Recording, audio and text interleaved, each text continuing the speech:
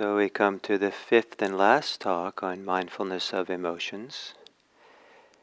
And I like to think that all our emotions should be respected, and that one of the great places to do that is in meditation, where we don't act on the emotion or act out of them, but we allow them to, the freedom to move through us with mindfulness, with this very special awareness that makes room for things, but doesn't pick things up or doesn't react to things, or doesn't get caught up in the story side of emotions.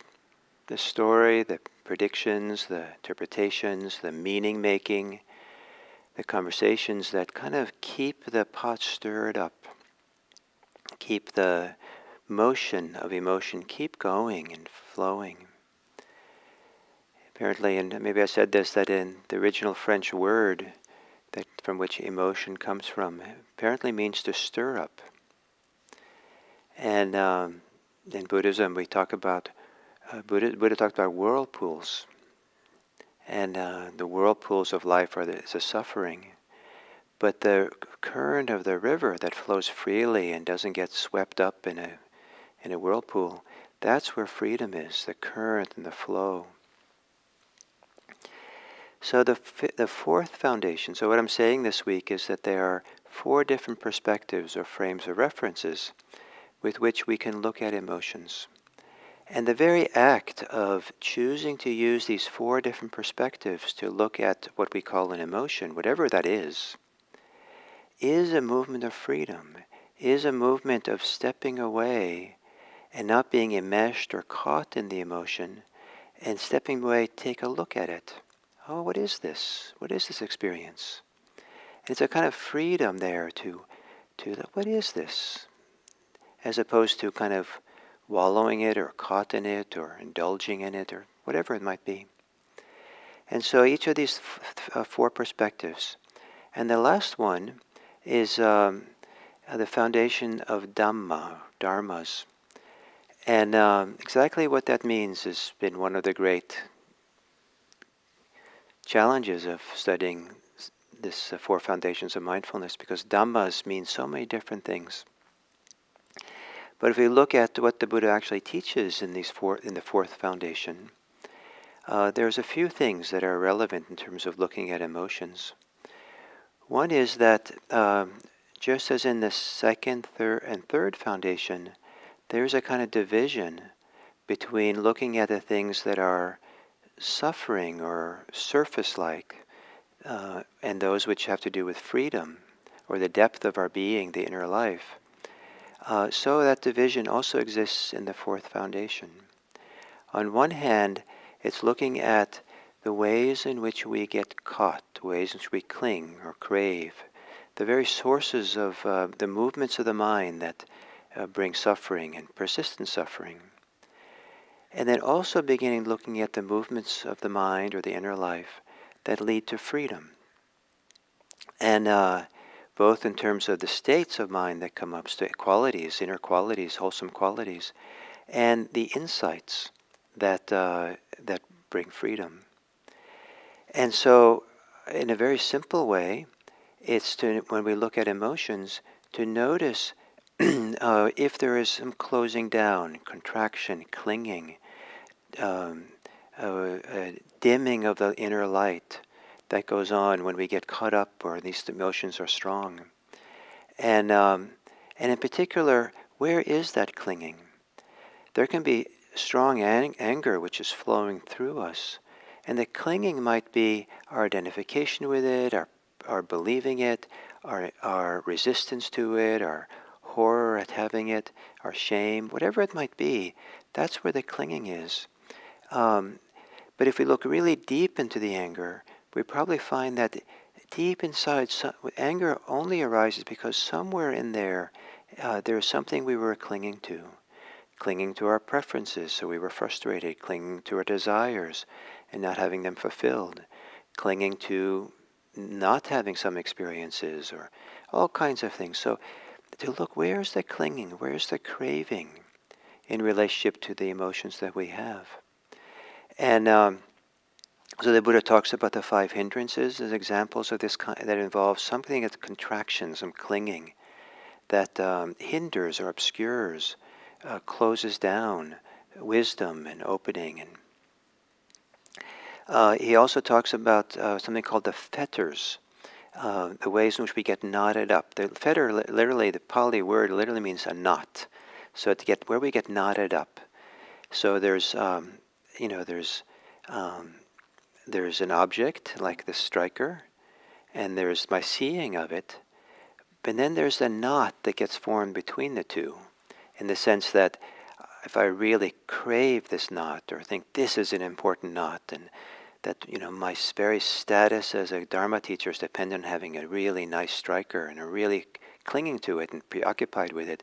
There's all these mental knots and preoccupations that go on, in a sense, kind of metaphorically, that exist between my seeing of it and the striker itself, and to loosen and let go of those knots between that, and let there be space and openness. There's just a striker, and there's a seeing of it, and I'm not kind of messing with it and complicating it with all my craving and clinging. So he talks about this, and we get knotted up, and as a way of getting caught.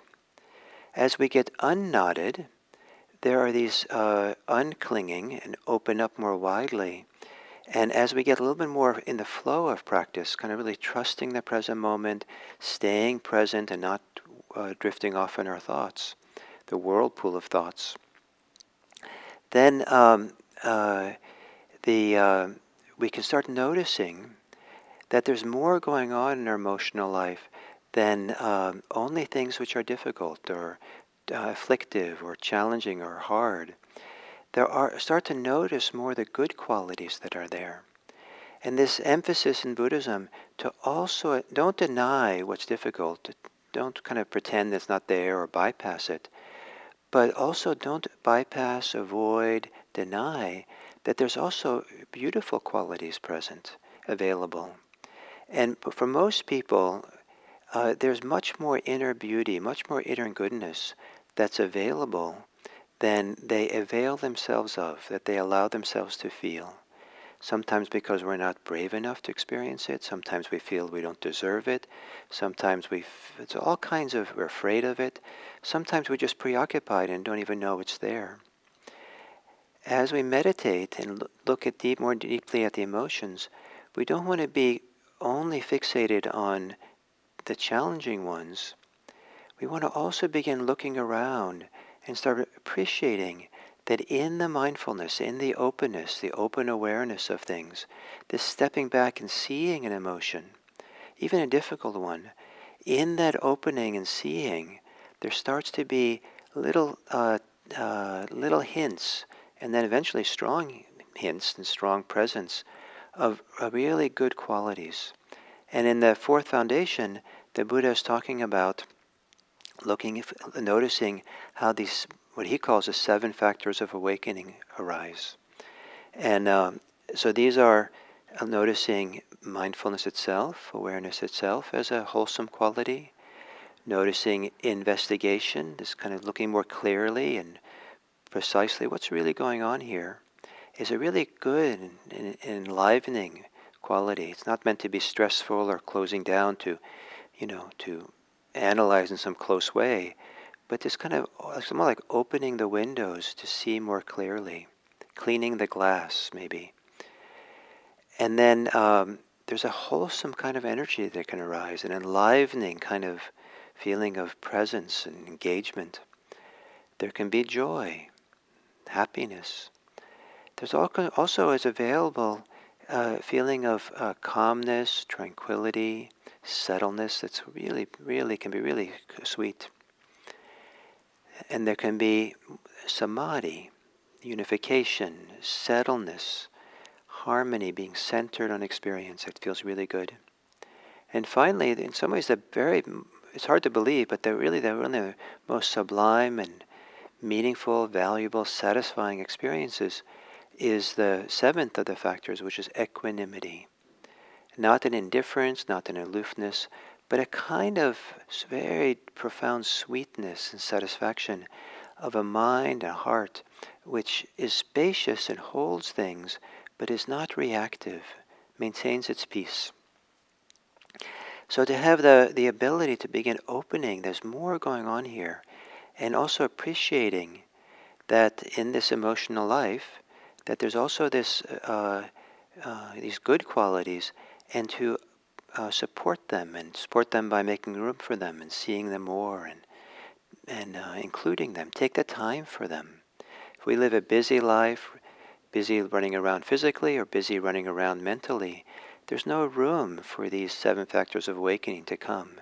And as we recognize them and slow down our life just enough, doesn't have to look slow, but so that we can be present for our experience, then these beautiful qualities can come. And that changes the dynamic, it changes the ecology of our inner emotional life. To have some of these factors of awakening present means that when difficult emotions arise, we can have a very different relationship to them than if we get preoccupied and the busy, contracted mind is just kind of caught up in the drama of the moment.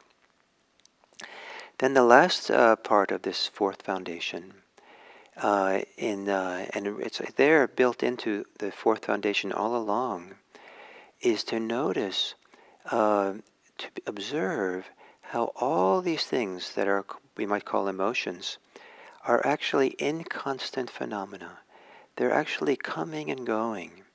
And when we're not fixating them or holding on to them through concepts and ideas and stories, everything is flowing. Everything is coming and going, appearing and disappearing, arising and passing. There's this current that's moving along.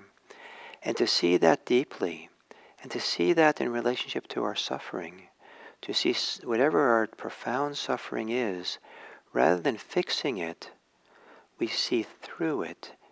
And we see through it by seeing that it's not solid, it's not fixed. There are gaps, there are spaces, it appears in awareness, in reflections, in thought, and ideas, and also it disappears very, very fast, moment by moment in a certain sense.